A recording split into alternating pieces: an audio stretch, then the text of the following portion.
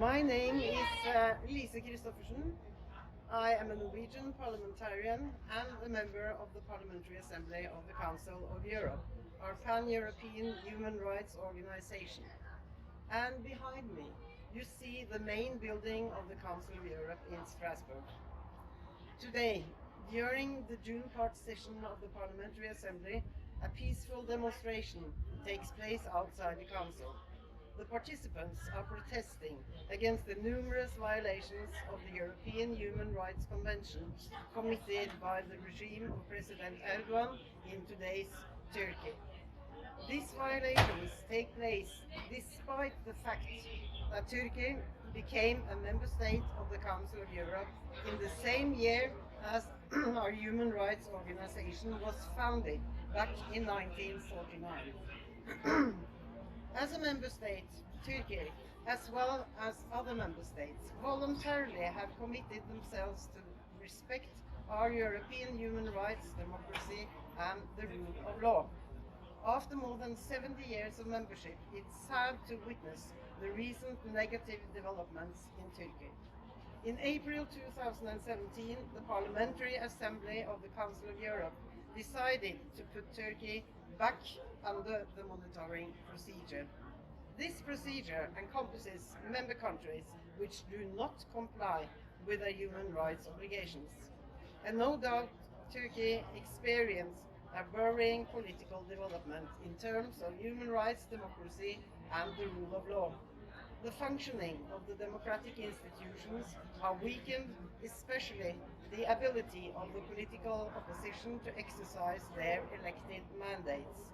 There are long-standing concerns about the independence of the judiciary, the number of trials concerning freedom of expression, the freedom of assembly, freedom of media, or the deprivation of liberty are especially worrying. Mass dismissals of judges, prosecutors, and other public employees are worrying. Pre-trial detentions is more widespread, as well as allegations of torture and ill treatment. Several hundreds of prisoners are reported ill. 59 ill prisoners have lost their lives since early 2020. At the same time, constitutional amendments have weakened the role of Parliament and led to an excessive concentration of executive power in the hands of the President, without the necessary democratic checks and balances required to safeguard against becoming an authoritarian regime. In public debate, the diversity of opinion is strongly reduced. The owners of the largest media houses are considered to be dependent on a good relationship with the authorities. Osman Kavala''s life sentence of April the 25th, after being accused of carrying out a coup, is part of the same picture. Several members of his staff have received long prison sentences. Without sentence, Kavala was held in custody from October the 8th in 2017. And in 2019, the European Court of Human Rights concluded that the charges against Kavala were false, aimed to silence him and to deter other human rights defenders. The ruling of the European Court of Human Rights came into force on May the 11th in 2020. On the 4th of May this year, Norway delivered a speech to the Council of Europe's Committee of Ministers on behalf of 37 countries to respect this ruling and to release Kavala and his staff. As one of the founding members of the Council of Europe, the Norwegian government is concerned about the negative developments in the rule of law, democracy, and human rights in Turkey.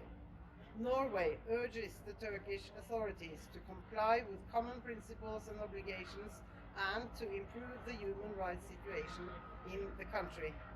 The life sentence against human rights activist Osman Kavala on the 25th of April confirms the lack of respect for fundamental rights in Turkey today. Thus, he can stand as a symbol for all those who suffer in Turkey today and as well as among Turkish diaspora. And let me finish by forwarding a personal and urgent appeal to the Turkish Minister of Foreign Affairs.